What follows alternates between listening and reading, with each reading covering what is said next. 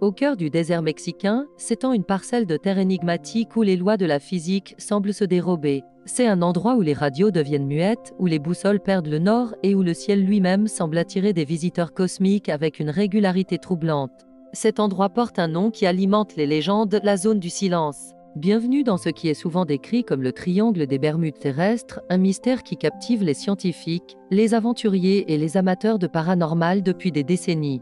L'histoire moderne de la zone du silence commence véritablement dans les années 1930. Un pilote mexicain, Francisco Sarabia, survolait la région lorsqu'il a soudainement constaté que tous ses instruments de communication et de navigation étaient tombés en panne sans la moindre explication.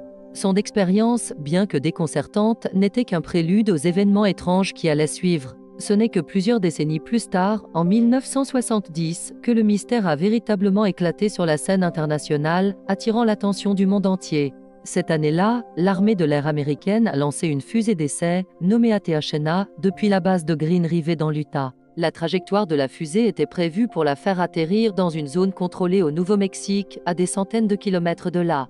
Cependant, quelque chose d'inexplicable s'est produit. La fusée a dévié de sa course de manière spectaculaire, a continué son vol sur près de 1000 km supplémentaires vers le sud et s'est finalement écrasée au beau milieu de ce désert mexicain isolé. La mission de récupération qui s'ensuivit fut un véritable cauchemar logistique pour les équipes américaines et mexicaines. Les radios refusaient de fonctionner, rendant la coordination presque impossible. Les signaux GPS étaient inexistants et les boussoles tournaient de manière erratique. C'est au cours de cette opération complexe que les ingénieurs et les scientifiques ont commencé à documenter les anomalies électromagnétiques intenses qui semblaient imprégner la région. Ils l'ont baptisée la zone du silence en raison de l'impossibilité d'établir des communications radio fiables. L'une des théories les plus populaires pour expliquer ces phénomènes étranges est liée à la géologie unique de la région. Le sol de la zone du silence serait exceptionnellement riche en magnétite, un oxyde de fer naturellement magnétique. Cette concentration élevée pourrait créer un champ magnétique local puissant, capable d'interférer avec les ondes radio et les instruments de navigation sensibles comme les boussoles.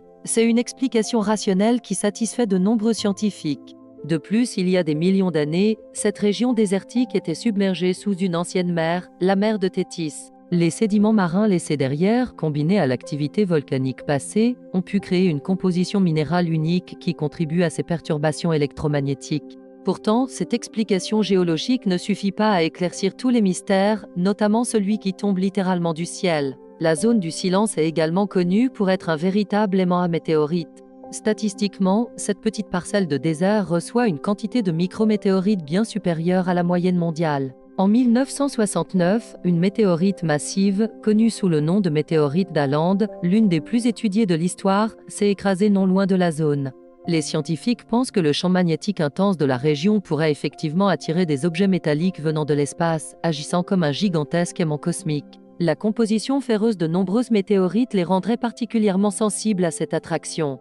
Cette convergence de phénomènes a inévitablement donné naissance à des récits plus extraordinaires. Des habitants locaux et des visiteurs ont rapporté des observations étranges, des lumières inexplicables dansant dans le ciel nocturne, des sphères lumineuses flottant silencieusement au-dessus du sol désertique. Certains témoignages décrivent même des rencontres avec des personnages énigmatiques. Des récits parlent de figures grandes et blondes, vêtues de combinaisons argentées, qui demandent de l'eau aux rares voyageurs avant de disparaître sans laisser de traces. Ces histoires, bien que fascinantes, relèvent principalement du folklore et du témoignage personnel, difficiles à vérifier scientifiquement. Elles ajoutent cependant une couche de mystère et d'émerveillement à un lieu déjà hors du commun. La faune et la flore de la zone du silence présentent également des particularités étonnantes. On y trouve des espèces végétales et animales uniques, adaptées à des conditions extrêmes, qui semblent parfois présenter des mutations inhabituelles. Le cactus nopal violet est l'un des exemples les plus cités, arborant une couleur atypique que certains attribuent aux radiations naturelles ou aux conditions minérales spécifiques du sol. De même, des tortues du désert de la région ont été observées avec des carapaces aux formes et aux couleurs étranges. Pour étudier ces phénomènes, le gouvernement mexicain a créé une réserve de biosphère et un laboratoire de recherche au cœur de la zone. Les scientifiques y travaillent pour comprendre l'interaction complexe entre la géologie, le magnétisme et l'écosystème local. Leur objectif est de démêler les faits de la fiction, de fournir des explications rationnelles aux anomalies observées, tout en protégeant cet environnement unique au monde. Chaque découverte ajoute une pièce au puzzle complexe de la zone du silence.